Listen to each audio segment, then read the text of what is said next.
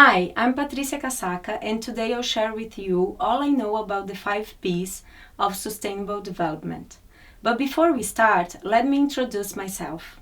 Hi there. So now we're going to be talking about the second P of the 5 Ps, which allow us to see different perspectives in the sustainable development goals. We're going to be talking about peace now. Patricia, what can you tell us about peace and how it can be applied to sustainable projects? So peace, when we talk about peace, it's like how can we develop a community that is free from fear and violence, and doing that from the and people living with dignity. And so we always have to think about it. And I have like something. Let's just so I'll ask you to close your eyes and think about a war zone where there is bombs, gunshots, and fear, lots of noise, and it's cold and dark, and stay there for a little time. Now take a deep breath and think about a sunny day. You are at a lake or at the beach with birds singing, and the sun is warm enough to enjoy and listen to the nature sound, and take a deep breath, and you can open your eyes. So now I ask you, in which environment do you think it's easier to live, to be creative? Of course, at the beach with the birds. Yes. So that's what peace means. Like, how can we develop a place like this where everyone can live all together and have a very nice life?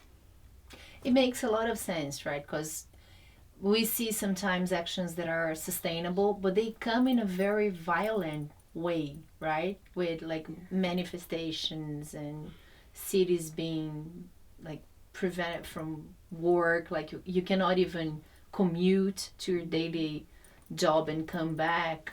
That's a kind of that would be an example where you can see violence, right? When you're trying to communicate something that should be good for everyone, but you end up offending some people that will later be against it just because of the way the whole action happened. Yeah, exactly. So it should be a good thing, but at the end of the day, it's like we are just doing the same thing. Like, I could manifest against violence against women, for example, but if I bring violent speech or actions, at the end of the day, I'm just bringing violence. Again, right? You're bringing more of what you want to combat. Yeah, exactly. So if you think of an international example where we could see peace being applied, would you have an example to give us? Yes. So there's this, every time that I think about peace, I remember Muhammad Yunus. So Muhammad Yunus was born in India, and he got a scholarship, and he went to the US to study economics. And after his PhD, he went back to India, and he got this job that he had to go to small villages and just visit the villages, and he realized how poor these villages were. So after some time, he decided that if if he could lend some money to these people from the villages, he could develop the villages, and people would live with dignity. So in so he founded the Grameen Bank, which means village bank. And one time he lent 27 US dollars to 42 women. So it's less than $1 per person. And he had his money back because as it was a group, all of them paid the loan. And he's been doing this for some time now. So he's kind of the father of microcredit. And that's a way, in 2006, Yunus and the Grameen Bank were awarded the Nobel Peace Prize because the committee said that there's no way to develop a culture of peace without financially grow in some areas. And also this committee said that even the poorest poor people in the world can work on their own development. So this is one case that even the Nobel Peace Prize recognizes that we need to, like, there's another way to work the culture of peace. We just don't need to work against violence. So developing communities is one way. That's great. And if we want to think of a smaller example?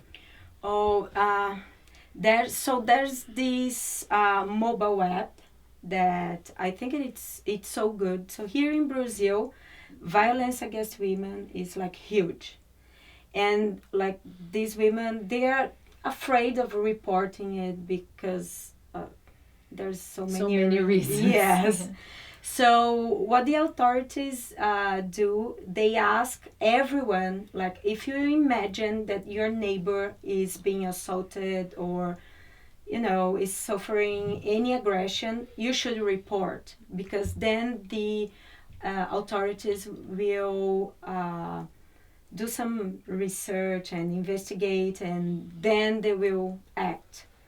But can you imagine, you have your life, and then you think your neighbor is being assaulted, and then you have to stop your life and go to the police station and report, and it takes time.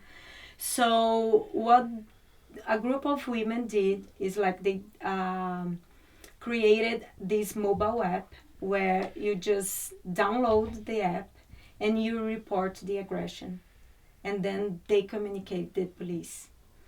They also deliver speeches about violence against women. They give mental and psychological support for these women. They also help these women to find a job, because sometimes they just don't report because they depend on the partner's money. So they're not only working against the violence by reporting the aggressions, but they are also helping these women to just leave this situation. So it's a simple way to solve a problem, right? And it's an app, right? It's super easy to put together an app today. Yeah, more than 13,000 women have the app already. Wow. Yeah. So. And if you could give some advice to these kids that are participating in this competition, what would be your advice for them to include peace in the perspective? Always remembering that we need to build a peaceful environment.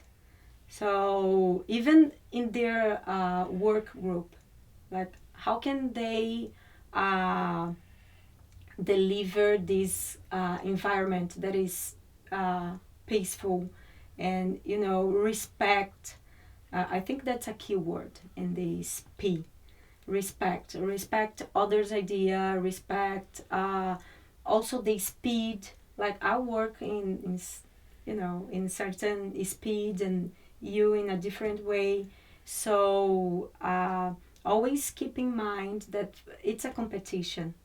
So we need these peaceful. We need to be at the lake with bird singing, so we can do a very good job. Our best version. Yes, right? exactly. All right. Thank you very much. Thank you.